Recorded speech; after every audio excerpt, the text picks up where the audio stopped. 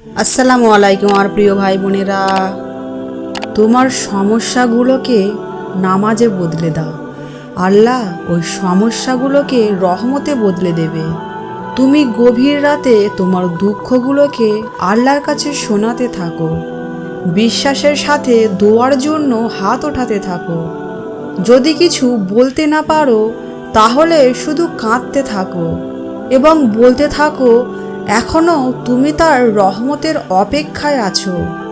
কিছু কিছু রাস্তা আল্লাহ রাব্বুল আলামিন জেনে শুনে বন্ধ করে দেন, কারণ সে রাস্তা আমাদের জন্য ভালো হয় না, কিন্তু আমরা সেটা বুঝতে পারি না।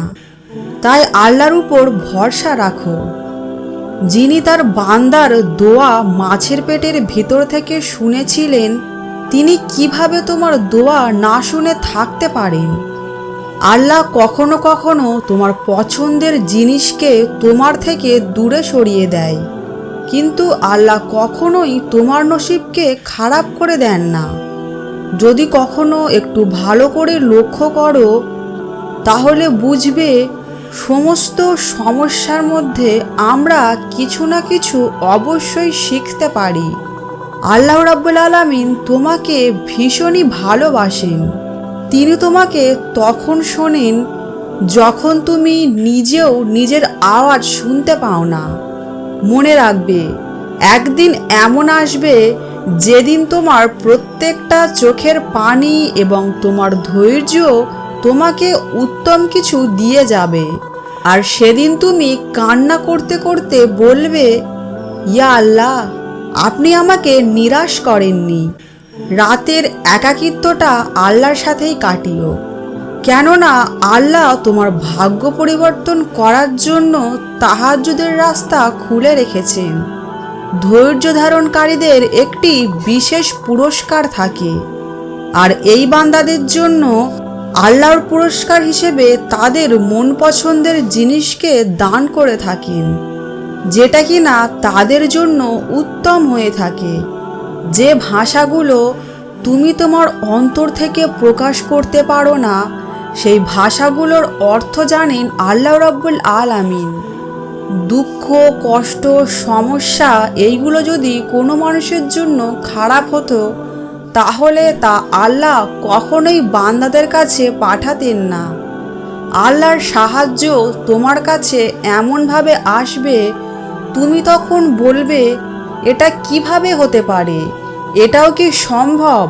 মনে রাখবে, তুমি যার কাছে চাও তিনি সকল অসম্ভবকারীকে সম্ভবকারী। আমরা আমাদের জীবনে কখনো না কখনো কোনো না কোনো কঠিন সময় পার করে এসেছি, আর এটা সেই সময় হয়ে থাকে যখন তুমি তোমার আল্লাহকে বেশি বেশি স্মরণ করো। অনেক কঠিন হয়ে থাকে এই সময়টা, কিন্তু এই সময়ে করা আল্লাহর উপর তাওয়াক্কুল তোমাকে ফকির থেকে ধনী বানিয়ে দিতে পারে। হ্যাঁ, আমাদের আল্লাহ সব করতে পারে, কারণ আমাদের রব অনেক দয়ালু, অনেক মেহেরবান। আর এমনটা শুধু তাদের সাথেই হয়ে থাকে যারা শুধুমাত্র আল্লাহর উপর ভরসা করে থাকে, আর যারা ধৈর্য ও সবরের সাথে দিনের পর দিন আল্লাহর ইবাদত করতে থাকে, কোনো অভিযোগ ছাড়াই। তোমার খারাপ সময়ের জন্য বেশি কষ্ট, বেশি দুঃখ পেও না, কেননা আল্লাহ ততক্ষণ তোমার কাছ থেকে কিছু কেড়ে নেবেন না যতক্ষণ না তার থেকে উত্তম কিছু দান করেন। আল্লাহ চান তোমাকে পুরস্কার দিতে, তাই তো তোমাকে সমস্যায় ফেলেন। এত ভেঙে পড়ো না আমার ভাই বোনেরা। কে জানে তোমার তাকদিরে পাহাড় সমান খুশি আসতে চলেছে। বারবার মনের ভিতরে একটি দোয়া, এটা তো আর এমনি এমনি আসে না। নিশ্চয়ই ওই দোয়া কবুল করার জন্য স্বয়ং আল্লাহ তাআলা পরীক্ষা নিচ্ছেন তোমার। যেভাবে আল্লাহ আবহাওয়ার পরিবর্তন আনতে পারে, ঠিক সেভাবে তোমার দোয়া তোমার ভাগ্যকে পরিবর্তন করে দেবে ইনশাআল্লাহ। দুঃখ কষ্টে তারাই থাকে যারা আল্লাহর উপর ভরসা রাখে না। হতাশা নিরাশায় তারাই থাকে যারা আল্লাহকে বারবার অভিযুক্ত করে। তোমার জীবনে মোজেজা ঘটবে কি করে তুমি যদি আল্লাহর উপর ভরসাই না করো, আল্লাহর উপর তাওয়াক্কুল না করো? উনি ঠিকই তোমার দোয়া কবুল করে নেবে আর সেই জিনিসটা তোমাকে দিয়ে দেবেন, কিন্তু তেনার নির্ধারিত সময় অনুযায়ী। আর শোনো, হতভাগা তারাই হয় যারা আল্লাহর রহমত পেয়েও শুকরিয়া আদায় করে না। মন যে জিনিসে আটকে যায়, আল্লাহ সেই জিনিসকে নিয়ে তোমাকে পরীক্ষা করেন। চাইলে আল্লাহ সব কিছুই দেবে, কিন্তু শর্ত একটাই, চাইতে হবে শুধু আল্লাহর কাছে। আল্লাহ নিশ্চয়ই তোমার দোয়া কবুল করবেন এবং তোমার দোয়া শোনেনও।